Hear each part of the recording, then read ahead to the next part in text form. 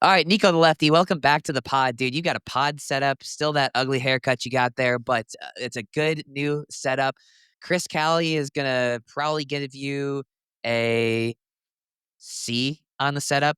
It's the background is not ideal, but welcome back to the pod. We're gonna just talk kind of just a bunch of random crap. The floor is yours, Nico the Lefty. All right. Well, I'll tell you, Zane. So since the last time I've been on, and I've known for being on Twitter a lot, right? Nico the Lefty on Twitter, and I decided, all right, kind of like what I look like on video, so I'll do TikTok and Instagram, and maybe I'll do some more of the stuff with you on the pod. And if there's one thing that I've learned, besides the fact that I need a haircut, is that everybody thinks I look like Nacho Libre. So if you're You watching just this learned that? Like, ever, what is yeah, going on? I just learned this, like, because I've never actually seen the movie Nacho Libre. But It's immediately, crazy. right before right before this pod, I was like, can I get an emergency haircut? Maybe I'll like do something completely different, so like a high and tight, so that people don't think I look like Nacho Libre. But I'll take it. No, I think you got to own the look. I think you just own the look. Yeah, I mean, this is one guy, from one guy that has an interesting hair situation to another. So, but no, thanks I for having me cleaned mine on. up. I Yeah, cleaned you mine up. did. Come on. Grow up. Those were dark times. How dare you, honestly? How dare you bring that back up? I thought it might have just been like me, or maybe it was like an ongoing joke. But my wife saw a TikTok of you, and immediately she's like, "What's happening with this hair right here?" And so, but glad you I cleaned it up. think So, nothing unified pro pickleball or just the entire pickleball community more than dislike for my haircut when I try to grow the hair out. yeah, probably. But everybody loves the clean cut Zane, and I think actually everybody likes Nacho Nico Libre. So, but yeah. So thanks for having me on, Zane. I got a bunch of questions for you. The MLP season just ended, at least the regular season ended, and so kind of want to go over some things with you, what you liked, what you didn't like, who was playing, fantastic, who wasn't. But one thing, speaking of unifying kind of everybody, is I have this thought, I can't get it out of my head, that the MLP needs Thanos. So let me explain here. So what I mean by that is, so if you watch the Avengers, if you're a nerd like me, right, you've seen Endgame and Infinity Wars. Thanos, his whole stick, right? He's this bad guy that wants to wipe out half of the universe, right? But the reason he wants to do this is because there's not enough resources throughout all of the universe to sustain life for everybody. So he thinks, I'm going to be merciful and I'm going to wipe out half of the people with a snap of my fingers. And after the season was over, I think I want Thanos to come in, snap his fingers, and wipe out half of MLP. So what I mean by that is, do we have too many teams? We're adding even more teams. We got 6 players on a team. Like, do we have enough talent? Do we have too many players? Like, it seemed like maybe only half of the matches really mattered in MLP. So I'm gonna go ahead and call for Thanos to come in next year, snap his fingers, and try to eliminate half of MLP. I mean, this year, the storyline of the entire year was like the haves and have-nots of this year. Like, it was from the beginning, it was incredibly predictable how lopsided this league was going to be this year. But I don't think it's a matter of too many teams. I think that the talent supports the premier teams, but the incentives don't, right? Like, look, last year, what did we have? 12 premier teams, and the Black Diamonds were like the laughing stock of last year. And if you look at the Black Diamonds, they were going to be in the playoffs this year with basically the exact same team, right? So last year, the Black Diamonds was, I believe, Alex Trong, Callie Smith, Connor, and Tyler. Like, that's a top 10. That's definitely a top 8, 9 team this year. Like, last year, you had Arizona finished second to last. That was Andre, Dylan, Lacey, and was it Caitlin? Like, Caitlin, Jesse for part Jesse. of it, I think. Yeah. Those are She, good teams yeah. this year. I don't think it's a matter of too many teams. I think it's a matter of concentration in the top 8.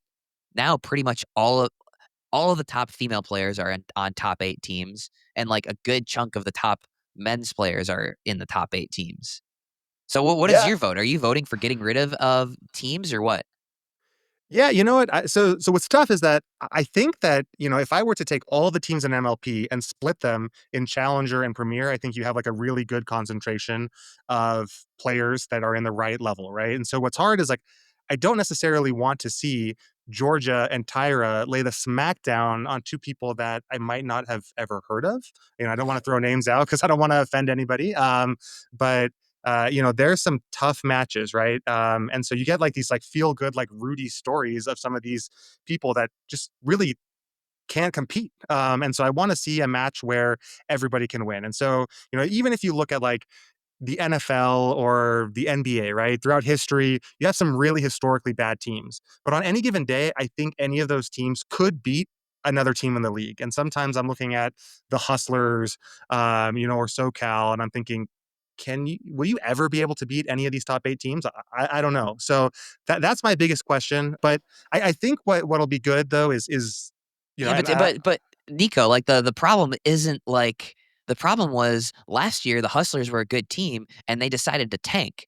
They decided to get rid of their good team of Jack Sock was decent last year, Leia, CJ Klinger, and Jackie Kawamoto. Like that's a good team. Now you've got, Zane Ford, Steven Madonia, Donald Young, who's hurt, Helena Jansen, and Dominique Schaefer. Like, they didn't try to replace that team. It's not that the talent doesn't exist, it's that the teams are choosing to just not pay for talent.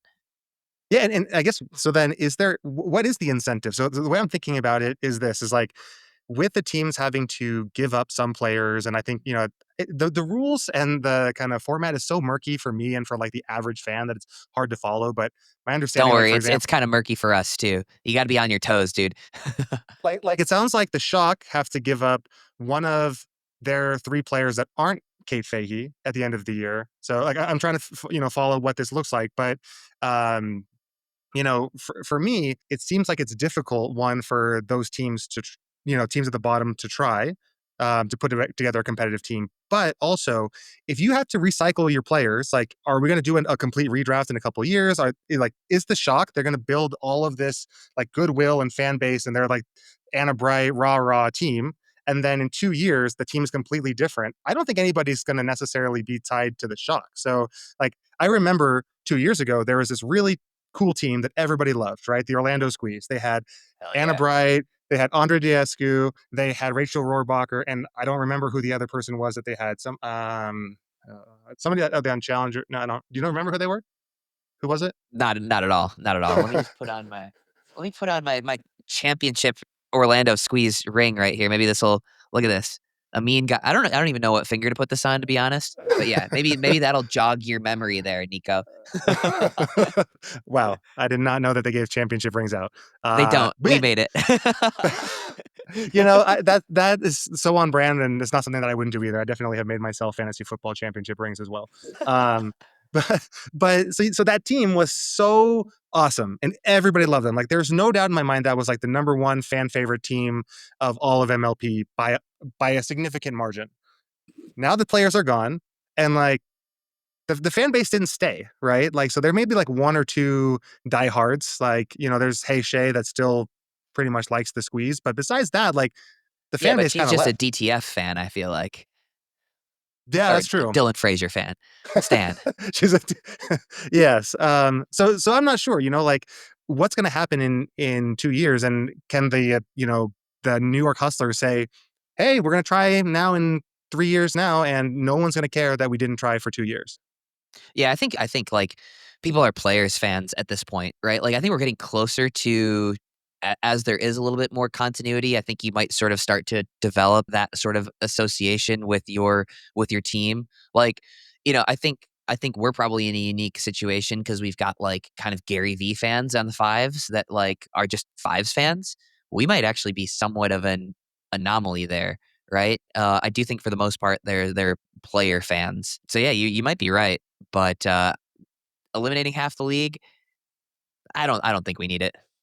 Yeah, I mean, I know we're never going to do it because teams have paid into it, but there's got to be a way to solve the parity. And so I think incentive for winning is important, and incentive for building a fan base is important. And then also a way to get better. So, like, if you think about it, you had, that Ben Johns trade that blew everybody's minds. And it's like, all right, did this trade help build capital for a future move from this team? In every other sport, a team trades their best player, not just to Draft save pick. money, but draft picks, right? So that they can build for the future. So we need to be able to, as fans, be able to see those moves and realize that if I tank, it's not just for more money, it's because I'm trying to build for the future. Yeah, rebuilding rather than just, like, straight up tanking. I'm with you. But honestly, the MLP season was fantastic. So I'm still in. So you guys run it back. You guys add even more premier teams. I'm still going to watch, and I think a lot of people are too. Um, Yeah. I'm not gonna lie, the other hat's gonna